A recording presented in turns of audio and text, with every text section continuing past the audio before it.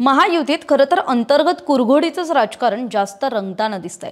कारण राज्याच्या राजकारणात जरी भाजप, शिंदेंची शिवसेना आणि अजितदादांची राष्ट्रवादी एकत्रितरित्या सत्तेत असले तरी जिथे जिथे श्रेयवाद येतो तिथे तिथे भाजप अग्रेसर पाहायला मिळतं।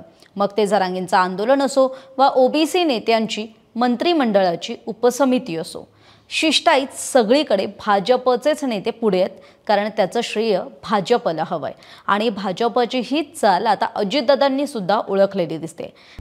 आता isakal.com आहे देशातील नंबर 1 ची मराठी न्यूज वेबसाईट। प्रत्येक अपडेटसाठी isakal.com ला नक्की भेट द्या।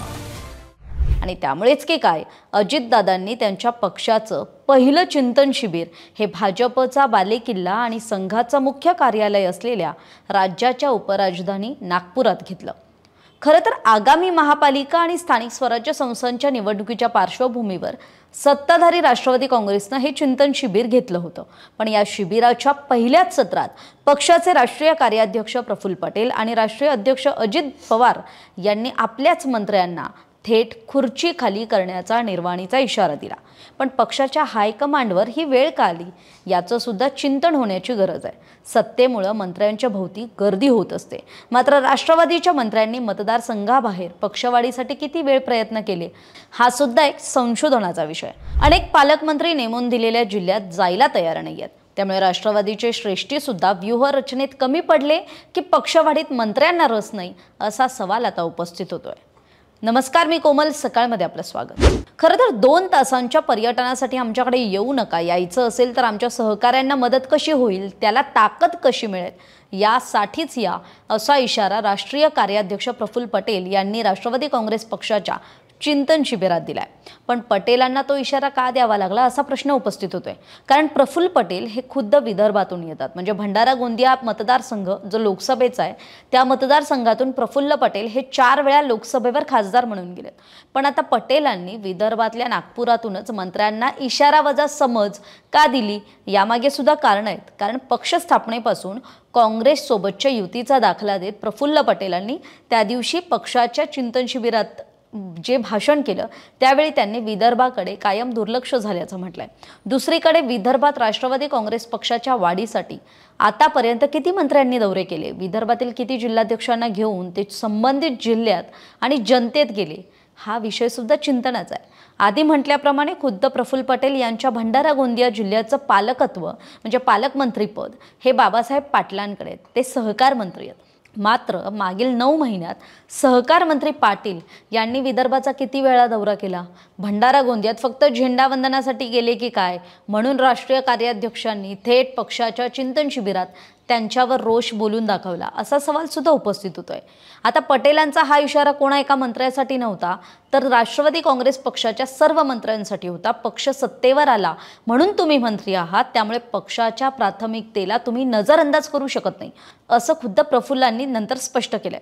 मात्र पटेलांनी हा इशारा नेमका कुणासाठी दिला ही चर्चा त्या दिवशी म्हणजे कार्यक्रम स्थळी सुद्धा होती, ज्या दिवशी चिंतन शिबिर पार पडलं आणि आजही राजकीय वर्तुळात होताना दिसतंय।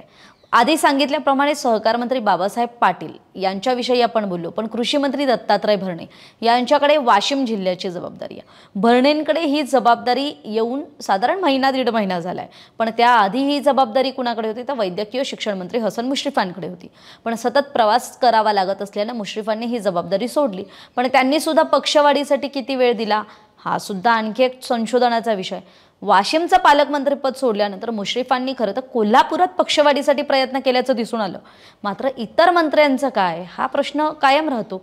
पक्षवाढीसाठी कोणी किती योगदान दिलं, जिल्हा पातळीवर राष्ट्रवादी काँग्रेसच्या कार्यकर्त्यांना मंत्र्यांनी किती ताकद दिली, त्यांची किती कामं मार्गी लावली, त्यांनी आणलेली सर्वसामान्यांची किती कामं करून दिली यावर कोणीच बोलायला तयार नाहीये। दुसरीकडे मदत आणि पुनर्वसन मंत्री मकरंद पाटील यांच्याकडे बुलढाण्याचं पालकमंत्रीपद आहे, पण त्यांचा बहुतांश वावर हा सातारा जिल्ह्यातच आहे। त्यांनी साताऱ्यात पक्षवाढीसाठी प्रयत्न केलेत, पण बुलढाण्यातल्या पक्षवाढीसाठी या मंत्री महोदयांनी किती प्रयत्न केले पुन्हा हा प्रश्न उपस्थित होतो। त्यामुळे सध्या महाराष्ट्रातल्या बहुतांश जिल्ह्यांमध्ये अतिवृष्टी झाली आहे, त्यामुळे शेतकरी हवालदिल झालाय, सर्वसामान्य नागरिकांचं जीवन हे जनजीवन विस्कळीत झालंय, त्यामुळे त्यांना आधार देण्याची गरज आहे। अशा वेळेत सुद्धा राष्ट्रवादी काँग्रेस पक्षाचा कोणताच मंत्री हा बांधावर फिरकलेला दिसून नाही आला आणि त्याची दखल सुद्धा पक्षाने घेतली आहे। औषध आणि प्रशासन मंत्री नरहरी झिरवळ यांच्याकडे हिंगोली जिल्ह्याची जबाबदारी आहे, मात्र त्यांच्याबाबत हिंगोलीतूनच तक्रार येत असल्याची माहिती मिळते। आणि शिवाय अतिवृष्टीच्या काळात शेतकऱ्याच्या पाठीशी खंबीरपणे उभं राहण्याची गरज असताना पालकमंत्रीच जर आपल्या जिल्ह्यात फिरकत नसतील, मग पक्षाशी लोक कसे जोडले जाणार हा प्रश्न कायम राहतो। तर तिकडे प्रफुल्ल पटेल अजितदादांनी पहिल्या सत्रात कान टोचल्यानंतर मंत्री धनंजय मुंडेंचं भाषण चांगलंच चर्चेत आलं किंवा त्याची चर्चा झाली। कारण का तर त्या भाषणाआधीची आणि त्या संपूर्ण कार्यक्रमातली धनंजय मुंडेंची देहबोली बरंच काही सांगून जात होती। याशिवाय त्यांना म्हणजे धनंजय मुंडेंना चिंतन शिबिरात भाषण करण्यासाठी मिळालेला वेळ, त्यांच्या भाषणाआधी तटकरेंनी दिलेली सूचना आणि मग त्यावर धनंजय मुंडेंनी भाषणात उघड बोलून दाखवलेली नाराजी, हा एक चर्चेचा विषय होता। ते सविस्तर भाषण आपल्याला सकाळच्या YouTube चॅनलवर पाहता येईल। पण पक्ष संघटनेसाठी जे काही श्रेष्ठींनी कान टोचले त्यानंतर सर्वात आधी जिथे पक्षाचं अस्तित्व नाही त्याची जबाबदारी स्वीकारण्याची तयारी सुद्धा मुंडेंनी दाखवली आणि पक्ष संघटना मजबूत करण्यासाठी काँग्रेस व भाजपसारखी एखादी पक्ष संघटना मजबूत करण्यासाठी रणनीती राबवण्याचा सल्ला सुद्धा त्यांनी यावेळी दिला। त्यामुळे मुंडेंनी आपली एक प्रकारे वेळ मारून नेली। बरं, प्रफुल्ल पटेल यांच्यानंतर खुद्द पक्षाचे अध्यक्ष आणि उपमुख्यमंत्री अजित पवारांनी या चिंतन शिबिरात भाषण करतेवेळी थेट निर्वाणीचा इशारा दिला। पक्षापेक्षा काही मंत्री महोदयांना इतर कामं जास्त असतील तर ते पद आपण मोकळं करूया आणि इतरांना संधी देऊया। ज्यांना ज्या जिल्ह्याचं पालकमंत्रीपद मिळालंय त्यांना त्या जिल्ह्यात जावंच लागणार आहे। त्या ठिकाणी फक्त शासकीय झेंडावंदनांसाठी जाऊन चालणार नाही, त्या ठिकाणी जाऊन तेथील जे जिल्हाध्यक्ष आहेत, इतर पदाधिकारी आहेत त्यांना सोबत घेऊन जनतेत जा, जनतेच्या अडचणी सोडवा। ज्या काही छोट्या मोठ्या चुका होत असतील तर त्या दुरुस्त कराव्या लागतील आणि जर असं नाही केलं तर खुर्ची खाली करावी लागेल, असा निर्वाणीचा इशारा खुद्द अजितदादांनी दिलाय। आता दुसरीकडे अजितदादांवर ही वेळ का आली किंवा या नेत्यांनी आणली का, तर ते नेते नेमके कोणते तर त्याविषयी चर्चा आहे आणि चर्चेतले पहिलं नाव येतं ते म्हणजे धनंजय मुंडे। आता धनंजय मुंडेंची चर्चा का होते तर त्याला कारण आहे बीड जिल्ह्यातली गुन्हेगारी, संतोष देशमुख हत्या प्रकरण आणि त्याचं असणारं वाल्मिक कराड कनेक्शन। कारण वाल्मिक कराड हा धनंजय मुंडेंचा माणूस म्हणून ओळखला जातो आणि त्याच प्रकरणानंतर खुद्द धनंजय मुंडेंना मंत्रिपद सोडावं लागलं होतं। दुसरे मंत्री म्हणजे माणिकराव कोकाटे। सभागृहात बसून रमी खेळल्यामुळं आणि वादग्रस्त वक्तव्य केल्यामुळं खरं तर त्यांना कृषी खातं सोडावं लागलंय आणि आता त्यांना क्रीडा खात्याची जबाबदारी देण्यात आली आहे। तिसरे मंत्री म्हणजे छगन भुजबळ।